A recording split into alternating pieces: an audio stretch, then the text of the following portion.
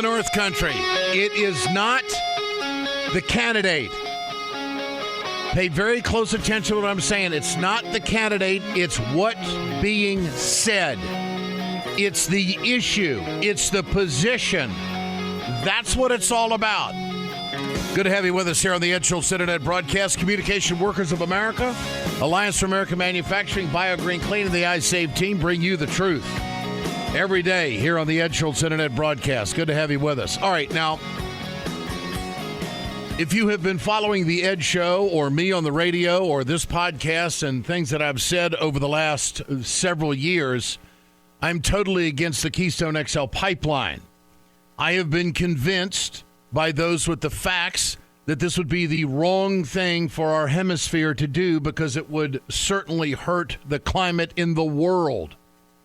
There's no reason, two things. There's no reason why we should bring to market the dirtiest oil on the face of the earth, especially when we don't need it. Number one, we don't need it from a climate perspective, and we do not need it from the perspective of, well, we're running out of oil and we don't have enough energy in the world. That's simply not the case.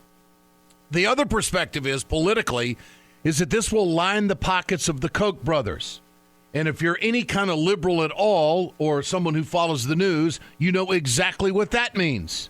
And you know exactly what kind of social engineering they're doing and what kind of projects they're involved and how they're out to push back progressive issues and efforts in this country. So why put money in the Koch brothers' pocket? But that's let's put that up. Let's talk about the climate end of it. Climate change is real, and it is here. The tar sands oil is the worst thing we can do when it comes to putting oil into production. It's not necessary. Now, you can talk about, well, there's trains, there's trucking. There's a lot of different ways we're moving oil in this country, and the pipeline is the safest way. There's an argument to be made there. There's no question about it. And we've got a lot of aging pipelines going across thousands upon thousands of acres in this country. No question about it. We need to upgrade. But why in the world would we put a pipeline over the Olagala Aquifer? That's a risk. That's an unnecessary risk with the dirtiest oil that is totally unnecessary for the market, and it's going to put money in the Koch brothers' pockets. So why do it? We have a candidate who still doesn't give a position. This is a Wall Street deal. This is a big oil deal. And Hillary Clinton cannot bring herself, after all the research that is out there, to take a direct position, a concrete position on the Keystone XL Pipeline. Now, yesterday, Hillary walked into this. She gives a big speech on climate change. And she wants all these solar panels, and she wants to do more diversity and energy. That's all great. That's great stuff. That's a great policy. But when it comes to Keystone, this is what she said. I will refrain from commenting because I had a leading role in getting that process started, and I think that we have to let it run its course. Process. So because she was Secretary of State and was involved in the process with the big oil companies and TransCanada, who's pushing this big time, she can't say whether she's for or against bringing tar sands oil to market. That is phony. It is an escape clause.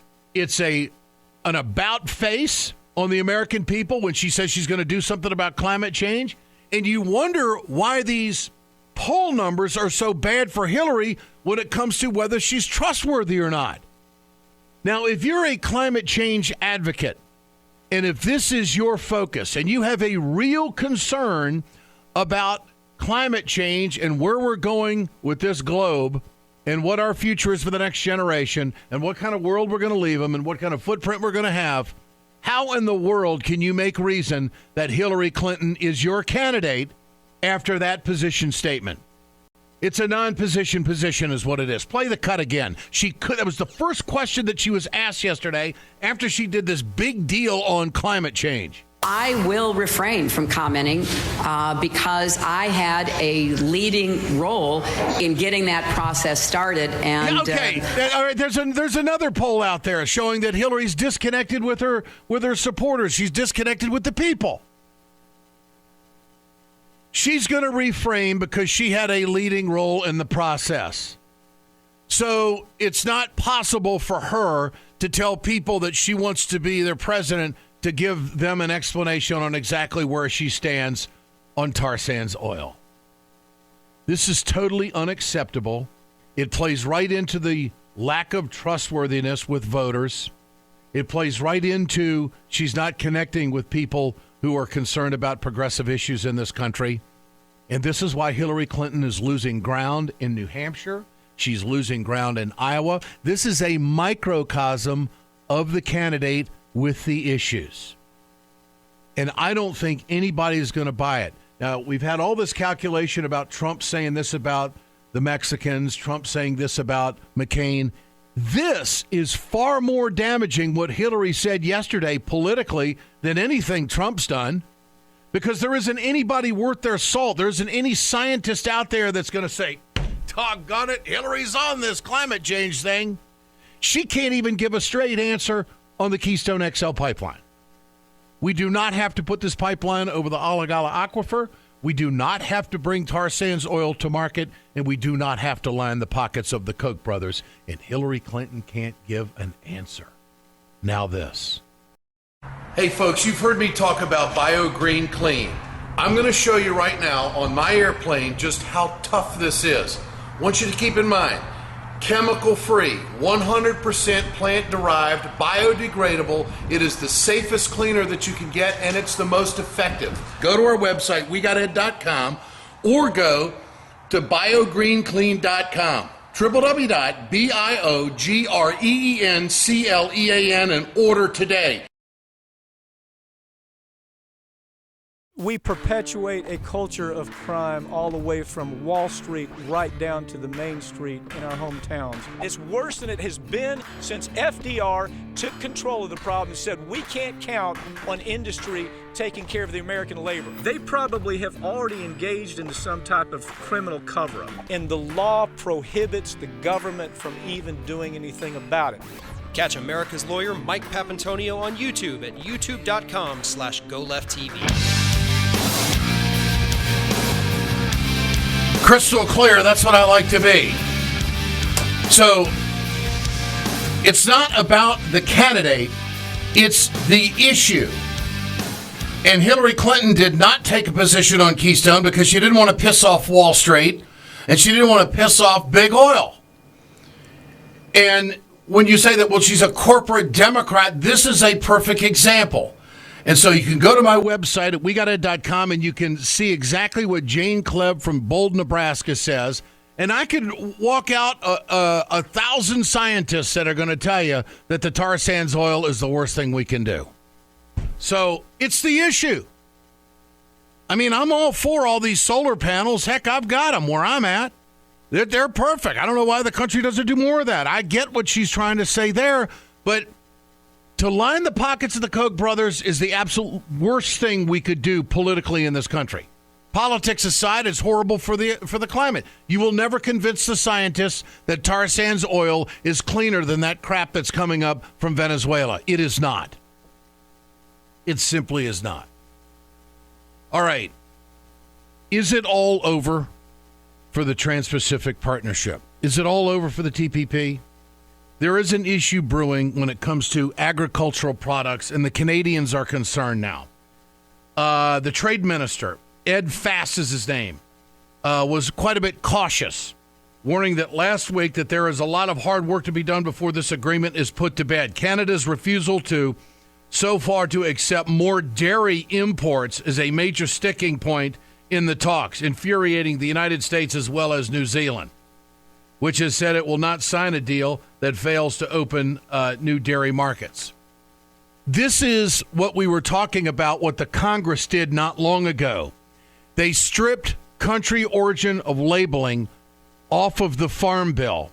So now you don't go into the grocery store and know exactly where your beef is coming from. So the Congress said, well, we'll just get rid of that. And they did, because we have to accept more agricultural products under this trade agreement. That means you can go to your local grocery store and the beef that you're getting is actually from Vietnam or Brunei, or we've accepted under this trade agreement, we've had to take in so many agricultural products. Now the Canadians are pissed about this. They're saying, hey, wait a minute. What do you mean we have to take all these dairy products? So it's the devil in the details here, and I don't know how big a stumbling block this is going to be down the road. Larry Cohen, former president of the Communication Workers of America and chair of Democracy Initiative, can tell us more. Larry, good to have you with us. So here we are, and it's not clear that they'll reach an agreement. There's a number of issues, including extending the patents on pharmaceuticals, which is bad for all of us, not just in this country, but around the world. And a lot of tough issues remain here. Is there a chance that this deal could get derailed, or are we too far down the road on it? Well, I think Michael Froman will do anything to get this deal at this point, because he said anything to get this fast-track authority that he now has through the Congress. And if he doesn't reach a deal this week, it starts to dim that the U.S. Congress will even deal with TPP before the next election. So that's his problem. For us, it's the opposite problem, which is, we have almost no leverage in this, because I think Froman will take almost anything at this point to avoid a stalemate. One of the things that has gone underreported by the corporate media in this country is the human rights violations that are taking place in the countries that are about to sign on to this deal with the United States. And the United States and the Obama administration is just acting as if it's no big deal, and they're telling people, oh, they're going to get better. I just find this gross journalism, that we have not been able to rip the scab off exactly how workers around the globe are going to be treated and what is going on, and how the United States is buying into this so we can have a better stock price on Wall Street. What about that, Larry? Yeah, well, I mean, I think the worst single example on human rights is Malaysia, where slave trafficking is well documented. And the so-called Menendez Amendment to fast track ruled out countries that had that kind of poor rating from the State Department. So what happens? As soon as fast track goes through, the State Department changes the rating on Malaysia so that they're not ruled out. The human trafficking in Malaysia hasn't changed at all. This is just, again, our State Department desperate to get a deal, and they change it. Let's go to Mexico. The president told me and others, directly, that this is where we're going to fix NAFTA. And there was supposed to be a Mexican labor action plan. Now it's clear there is no Mexican labor action plan. Mexico hasn't discussed it with a single human rights group in Mexico. And now the U.S. Trade Representative admits there won't be a Mexican labor action plan. Then we go to, and a labor action plan would mean there would be certain standards that, again, are not really enforceable, but certain standards that would be written down that would be essentially a forerunner to an actual implementation of TPP. Then we have Vietnam. And Vietnam, we're supposed to have a labor action plan. Nobody's seen what that looks like or what would be in it or how it would be enforced. Frankly, nobody believes that it'll be real. How can anybody in the Congress how can anybody in the Congress listen to this and say, yeah, this is the right thing for us to morally do? I'm amazed by it. Yeah, well, that's a good question. As you know, 85% of the House Democrats said it wasn't a good thing to fast-track something they hadn't read. But, they had enough votes to pass it by 3 votes. So now we have a much tougher road, because some of the votes we had from Republicans to stop fast-track we can't count on. They were about giving up fast-track authority. They weren't necessarily on the trade bill itself. Yeah. So this is an uphill fight for us in the House, no matter how bad it is. And in the Senate, the 13 Senate Democrats who caved in and voted for cloture on fast track and then voted for fast track, they've sealed the deal, because getting 50 votes is all they need now in the Senate, and they'll have 50 votes in the Senate. So, this is a tough road to hoe now that fast track is there. But, people are going to rise up, I think, even more when they read this, if it in fact includes extending the patents on pharmaceutical drugs so that seniors and others get bankrupted when they're sick or they face these horrible choices. And if, in fact, the human rights violations are not checked, then we could go on and on. The dairy imports, no country of origin. People read it. I think they are going to rise up, which is why if they don't get it done this week and it drags into 2016, the Congress is going to avoid it in an election year. Mm-hmm. Well, how do we reverse this? Because this is going to be for 6 years if this goes, and there'll be other trade deals that are coming along. What is the political arm and strength that could reverse all of the damage that's going to be done on workers at this point? Well, this is a controversial answer I'm about to give you, but one of the reasons that I volunteered for Bernie Sanders is one of the ways to stop it is if we elect a president who has a different view on trade. And we could not get Hillary Clinton to speak out on fast track. So, that's why myself and many, many others are volunteering and working hard for Bernie. He's clearly had a record, not just words, but a record of a whole different view of trade. Well, there's nothing controversial about that at all. I mean, there are absolutes here. And if you've got a lousy deal, you got a lousy deal. And you heard Donald Trump say that, most of Hillary's money is coming from Wall Street and real estate and bankers and such stuff as that. And they're worried about some of the things that she's saying. And Trump says, you know her. You know she doesn't mean it. I mean, she's a corporate Democrat Wall Streeter. There's no question about it. And she wants this deal. Bill Clinton's been on record telling people that he thinks TPP is good. So it's going to be more of the same. And this attack on workers is going to destroy the middle class, and we're never going to be able to recover. And there's going to be less disposable income in the pockets of the American people, and it's going to be a Wall Street economy. And this is cutting right to the fabric of Bernie Sanders' campaign. Some people are onto it, some people aren't, but I find it very interesting that one candidate's moving forward in the polls and the other one's going backwards, slowly but surely.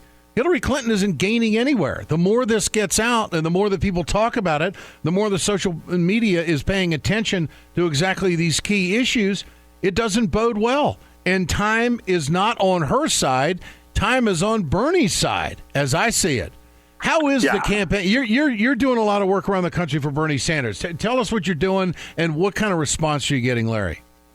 Response is amazing. Let me mention one thing alone that I'm just overwhelmed by. Tomorrow night there will be house visits across the country where people, house meetings, where people invite in their neighbors. As of last night, and it's going to be higher by today, 3,000 house meetings are scheduled across America for Bernie Sanders. They're at 7 a.m. Eastern Time, and then at 7 p.m. Pacific. The others go with the Eastern Time. And I'll be with him, actually, across the street from where I live in Southwest D.C., where he'll be doing the House meeting and live streaming it. 100,000 people have registered for these 3,000 House meetings and still climbing. That number will be higher by the time. This is an avalanche occurring. People are fed up. They're fed up with politics as usual, business as usual, and they're ready for a change. And that's what he's tapping into. And I couldn't be prouder to be working with him and volunteering for him. I'm all about it. This is a hell of a story. See if it gets on the mainstream media. It probably won't. This is almost an unprecedented effort when it comes to using the internet in a campaign. I've never heard anything like this, not at this level. There's never been anything. Yeah. Never anything on this scale. And, I've seen the list. It's every state in the country. His strategy now, and that's why he did town hall meetings in Phoenix and Dallas and Houston and Sunday night in New Orleans. His strategy now is to light up the country. Not just a campaign in the first key primary states like Iowa and New Hampshire, but to create a tidal wave, really, across America for populism, the kind of populism that you've, frankly, talked about for years. That's what's going on here. People are fed up. And, Hillary Clinton should have spoken out on fast track. She had a great opportunity to distance herself from business as usual and from Wall Street, and she passed it by. Well, she didn't speak out on fast track, and yesterday she didn't speak out on the Keystone XL Pipeline and bringing the dirtiest oil on the face of the earth to market. So, it's about the issues. It's not about the candidates. And this isn't about being pro or anti. It's like where you want to take the country. And I think it's very clear what's unfolding here. Larry Cohen, it's always great to visit with you. I appreciate your time. We'll do it again. Thank you, my friend. My pleasure.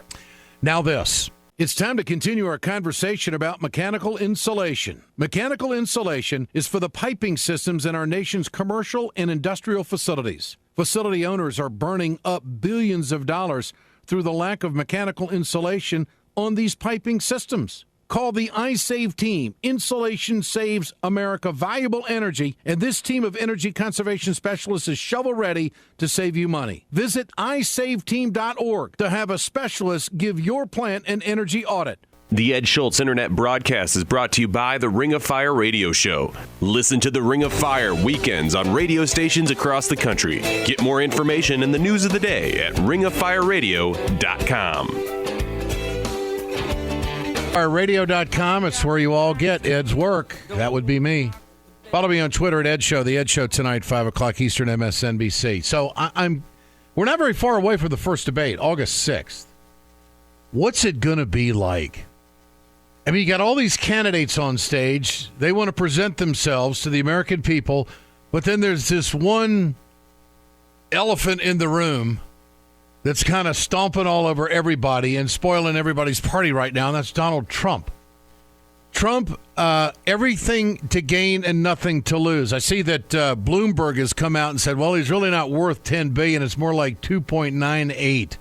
What difference does it make? He's just owning the news cycle with controversial comments. Mike Huckabee trying to jump in with his comments about the Iranian nuclear deal, and claiming that the president is going to be walking the Israelis to the ovens. And then, of course, he goes on Fox News last night, listen to this, and doubles down on his comment. Do you stand by your comments? What Absolutely, I do. Absolutely, I do.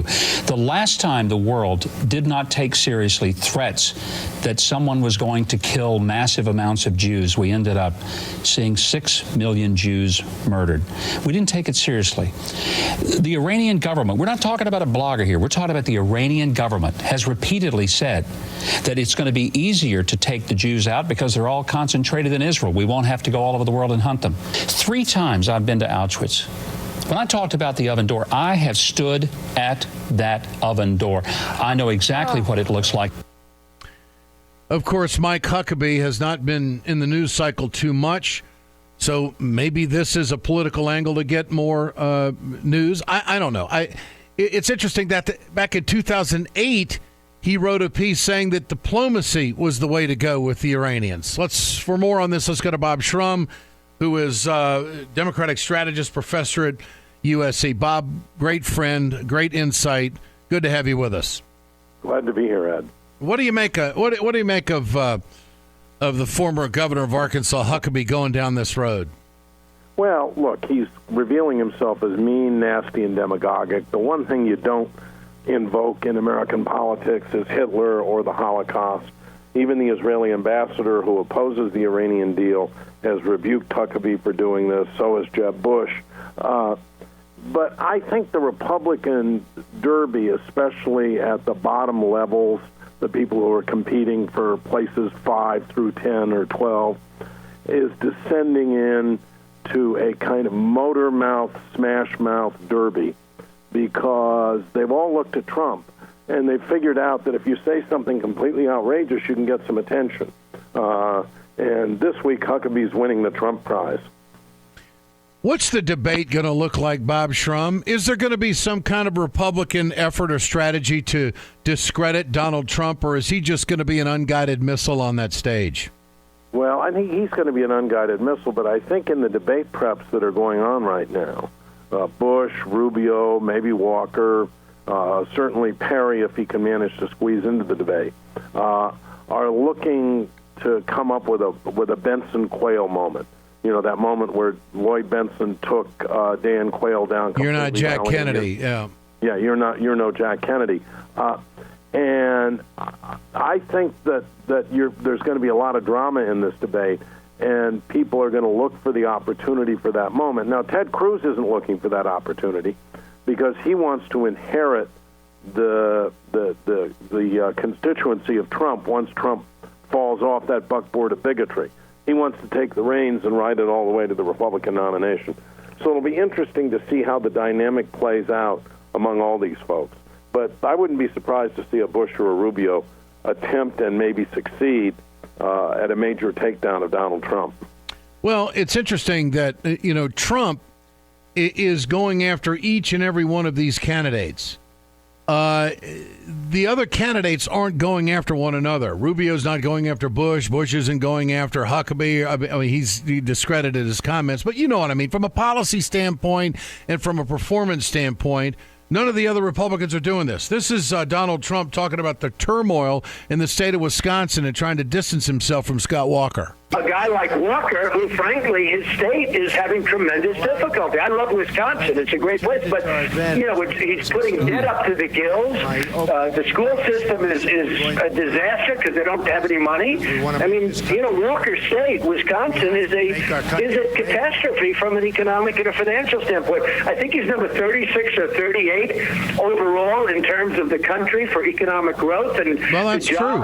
His jobs projection were way, way off. I mean, beyond. They have budget deficits. He was going to have a lot of big surplus. Well, we've got a $2.2 billion deficit. Now, there's a lot of independents and a lot of Democrats in Wisconsin that are shaking their heads saying, yeah, Trump is right. This is Scott Walker defending his record. So I'll let Donald Trump speak for himself. I'm not going to go after other candidates. I'm going to talk about what I'm for. People look at my record. We had a $3.6 billion budget deficit we inherited. We turned it around. We cut taxes by $2 billion. Property taxes are lower today than we took office. Our rainy day fund's 165 times bigger than we took office.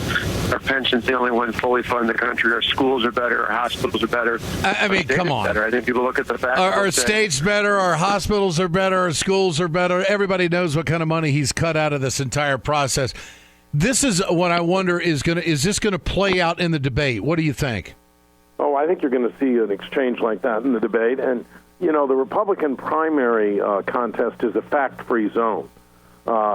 You can say anything. You can assert anything. I mean, Scott Walker, for example, has only created half the number of jobs he promised to create when he ran for governor. The state university system is under tremendous threat. But it doesn't matter. People are going to get up there, and they're going to make very big claims for themselves. And the only check on those claims, aside from Donald Trump, by the way, the only check on those claims is going to be the moderator. Bob Shrum with us here on the Ed Schultz Internet broadcast. Let's talk Bernie Sanders, Hillary Clinton. One's going up in the polls, one's going slowly but surely a trend down south. What do you make of it? Well, I still think you have to believe that Hillary Clinton is the odds-on favorite for the Democratic nomination. But she needs to take Bernie Sanders seriously, and we need to take him seriously. He's generated a huge amount of energy. He's drawing these very large crowds. The last poll that I saw in New Hampshire, he was behind, I think, 47-35. That's a very competitive race. So he's touched a chord with people in a way that a lot of cynics, when he announced, never imagined he would. So I think that we all talk about that first Republican debate. I think the first Democratic debate is going to be very interesting. It's going to be really interesting. Hillary Clinton could not take a position on Keystone yesterday. It was the first question that she was asked after doing a big deal on climate change. And if the climate change is big in your life and you're a progressive, that's not connecting with that progressive voter, okay, if you're going to give an answer like that. And these trustworthy polls play out in answers like that, Bob. That's what I think. I mean, I believe that Hillary, just because she was Secretary of State, doesn't mean that she can't have an opinion on whether tar sands oil should come to market or not. What are your thoughts? Well, and if she ought to take a position on it, and the position ought to be either yes or no. I mean, she'd be better off offending some people in the environmental movement and saying she's for Keystone, if she is, than not giving an answer, because not giving an answer feeds in to some of the perceived weaknesses and actually reinforces some of Bernie Sanders' perceived strengths. That is that he's straight talking, he takes a position on any issue you ask him about, he doesn't duck any questions. So I think she'd be better off just saying what she thinks than trying to talk her way around it. Obscure story out there that would be getting a heck of a lot more of attention if we weren't talking politics, and that is House Majority Leader McCarthy is now saying that the House will not take up the Senate highway bill. What's your response? Look, the House can't take up the Senate highway bill because, and this is an old story, and you and I have talked about it before, the Republican leadership is afraid it's going to simply get overthrown. I mean, there are conservatives in the House caucus who violently object to the highway bill, A, because, believe it or not, a lot of them don't think the government should be in this business at all, and B, they're not going to take up a bill that has an extension of the Export-Import Bank in it. Even if the cost of getting rid of the bank is that we lose lots of American jobs and we lose lots of contracts abroad. I mean, the idea of Boeing having to compete with Airbus, which does receive subsidized loans from European governments without the help of the Export-Import Bank is ridiculous. But that's where we're at, and these people ideologically believe, even at the cost of American jobs, the government should be involved in this. And people like McCarthy and Boehner just don't want to deal with a revolt from Republican conservatives. Bob Shrum, always a pleasure. Great to have you with us. We'll do it again. Thanks, my friend. Thanks, Ed. Take care. You bet. Democratic Strategist Professor at USC, Bob Shrum. This is the Ed Schultz Internet Broadcast. Communication Workers of America, working with progressive allies, rebuilding our democracy, and working on workers' issues all throughout our country. You can go to their website at cwa-union.org. Alliance for American Manufacturing, BioGreen Clean, and the iSave team bring you this podcast. We're back tomorrow.